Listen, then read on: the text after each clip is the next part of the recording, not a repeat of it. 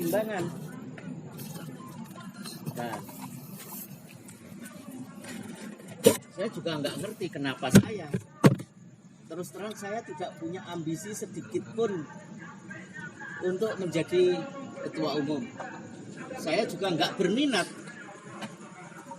Makanya ketika Mas Wi memutuskan, terus diterima oleh seluruh peserta parapatan luhur, sebelum saya ditanya, parapatan luhur sudah ditutup.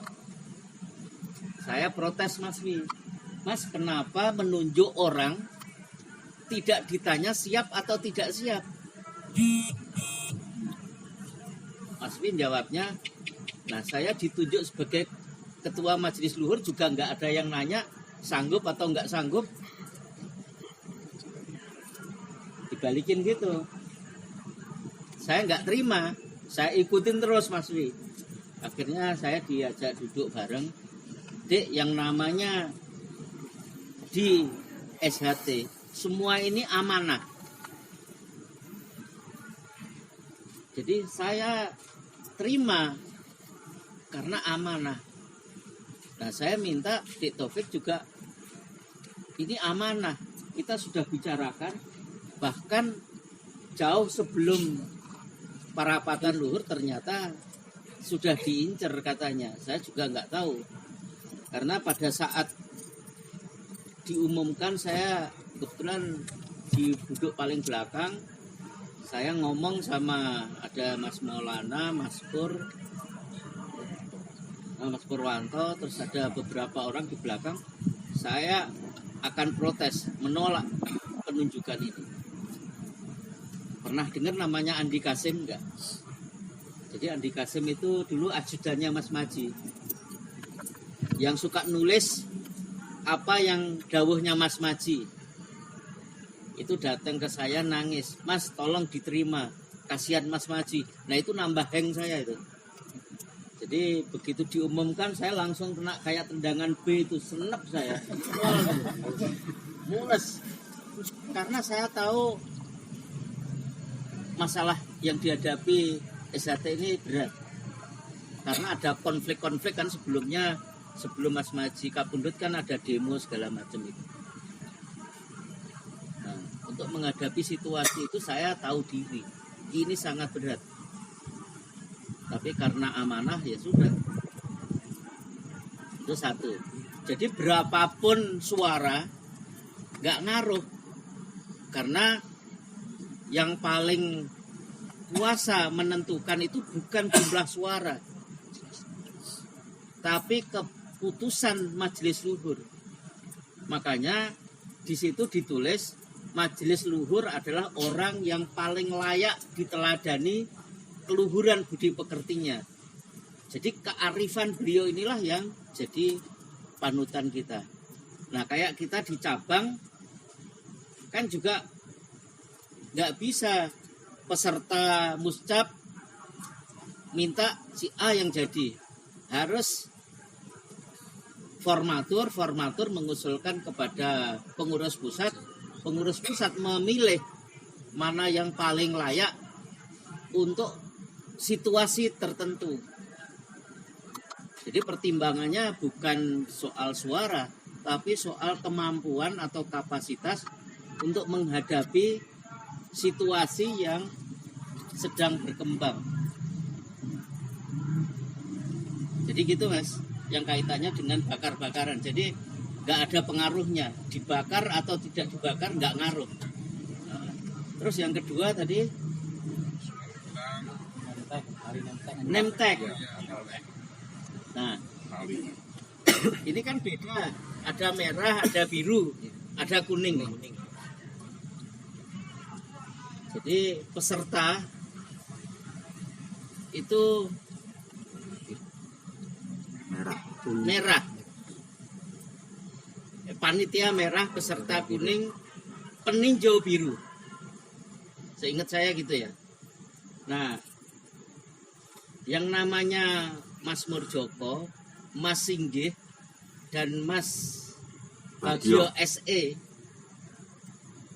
itu kan tidak termasuk pengurus pusat karena sudah Dilancarkan. disendekkan lah istilahnya Mas Maji ya. Jadi tidak pengurus pusat. Makanya seharusnya dia tidak berhak ikut parapatan luhur. Tapi karena kami tahu beliau ini aktif sebelumnya dan sebelum Mas Maji kapundhut pesen kepada saya dan beberapa dulur, Dek, sing wis ya wis. Tahu kan sing wis ya wis maknanya? Yang sudah ya sudah. Banyak tantangan yang harus kita selesaikan bersama-sama. Jadi tolong pesan pada kami, yang pernah dipecat dipulihkan kembali. Cabang yang pernah diskoros dipulihkan kembali. Sehingga saya diminta untuk ngeraketke ya, merekatkan yang selama ini agak pisah. Nah itu amanah Mas Maji yang diberikan pada kami. Karena itu kenapa saya menghubungi satu Mas Weknyo, putranya Pak Santoso yang tinggal di Bandung. Kenapa saya menghubungi Mas Gembong yang mendemo Mas Maji, menghubungi Mas Zakaria, Mas Bagio TA, semua saya datangin ke rumahnya untuk ngeraket kayak tadi, karena ini amanah. Tapi sedulur-sedulur terutama loyalis Mas Maji nggak setuju. Mereka merasa masih sakit hati karena di demo. Nah, ini pelajaran buat kita ya. Pada saat beliau menyampaikan, Mas Taufik saya nggak merasakan betapa sakit hatinya kita di demo gitu. Lah Mas Pur sekretaris, lho wong SHT kok lara hati, mesti nggak bener dikaisaane, digituin. Jadi menurut ukuran Mas Pur, jadi yang namanya orang SHT itu nggak boleh dendam, nggak boleh sakit hati. Kalau masih ada perasaan dendam, ada perasaan sakit hati, itu berarti salah keesaannya. Dan ini saya terima dari Mas Imam. Mas Imam yang tadi kita doakan. Jadi nasihat beliau, Dek, tujuan kita latihan di Setia Hati ini adalah menjaga supaya hati kita ini senantiasa tentrem, ayem. Tahu nggak caranya?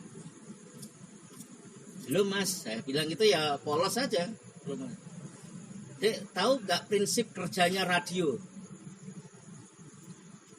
Maksudnya gimana Mas? Kan radio itu ada gelombangnya untuk memilih acara. Jadi gelombang FM, AM pun ada macam-macam program kan di radio. Jadi kalau kita menghadapi situasi yang mendorong kita dipancing untuk marah, kita harus pindah itu gelombangnya, jangan ngikuti itu. Gampangnya kalau kita sedang pengen dangdutan, ya jangan nyari kelenengan gitu. Tapi kalau kita pengen nyaman, adem, ya cari keroncong, cari yang itu. Nah, jadi suasana hati itu harus kita yang nyetel. Karena itu kita dilatih senam, jurus, sulspel itu untuk mensinkronkan antara keinginan, tindakan.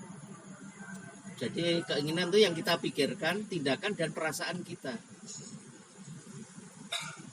Nah, keterampilan kita merubah gelombang itulah bagian dari ukuran benar dan salah. Tujuan kita itu nyari ayam, nyari tentrem. Jadi kalau kita ini diganggu oleh WA grup dan itu memancing emosi kita, ya kita pindah gelombangnya, nggak usah diikutin. Ya, Emosi. jadi kita harus bersikap EGP. Emangnya gua pikirin, gitu. Ya kan?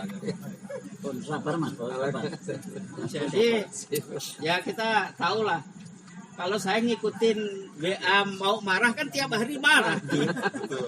Kapan kita bisa seneng-seneng ngumpul kayak gini? Ya EGP aja. Nah itu ilmu yang saya rasakan dari Mas Imam. Ngerubah gelombang, ngerubah volume. Mau kenceng, mau lembut, itu kita harus berlatih nyetel hati kita. Jadi tadi Mas, jadi kenapa kita ngundang Mas Murdoko, Mas Singgih dan Mas Widodo, Mas Bagio, karena pesan almarhum. Dia tidak eksplisit. Pada saat saya mau ngundang, saya sudah diprotes orang Madiun. Mas, jangan diundang, nanti bikin penyakit. Nah, tapi karena amanah almarhum tadi yang namanya, kalau amanah orang yang sudah meninggal kan sebagai wasiat itu, ya saya jalanin aja. Sekarang kalaupun beliau jadi yang diproteskan oleh sedulur Madiun, ya nggak apa-apa. Ini bagian pelajaran buat kita. Jadi ontran-ontran ini jangan kita sesali. Kita terima ini bagian dari pelajaran. Pelajaran untuk mana yang benar, mana yang salah. Dan sekaligus untuk menguji kita semua. Sanggup nggak kita menjalankan sumpah?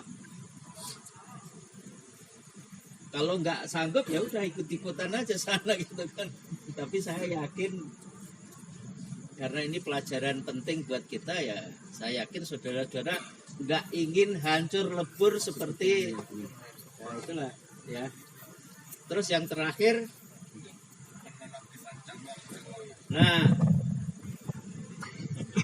jadi ada 8 cabang yang kita nonaktifkan. Kenapa cabang itu dinonaktifkan? Karena ketua-ketua cabang itu menggugat majelis luhur ke pengadilan.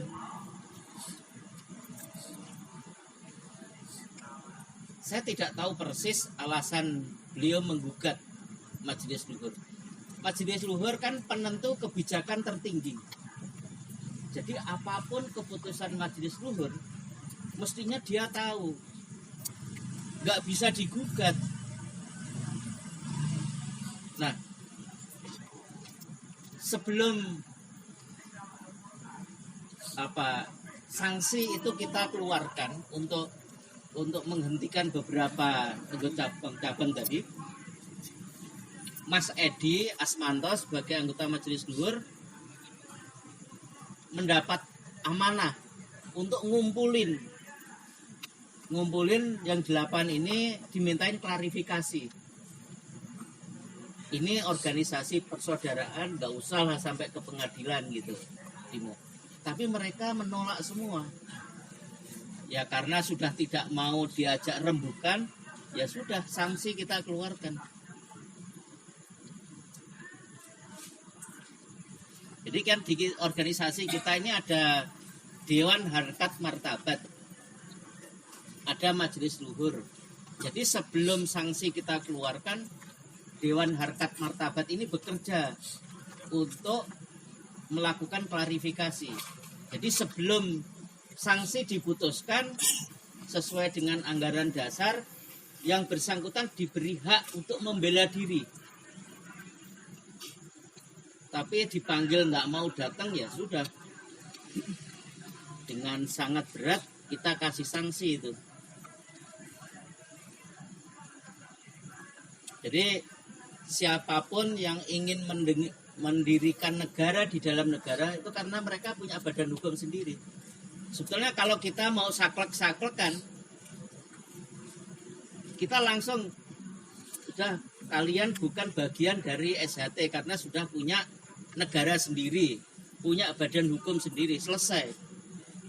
Tapi karena kita tadi dipesan oleh almarhum direkat dirangkul kembali ya, kita rangkul. Walaupun sekarang masih domrucut gitu ya, ya nggak apa-apa, proses itu. Ada lagi? Iya mas, Eh. tunggal.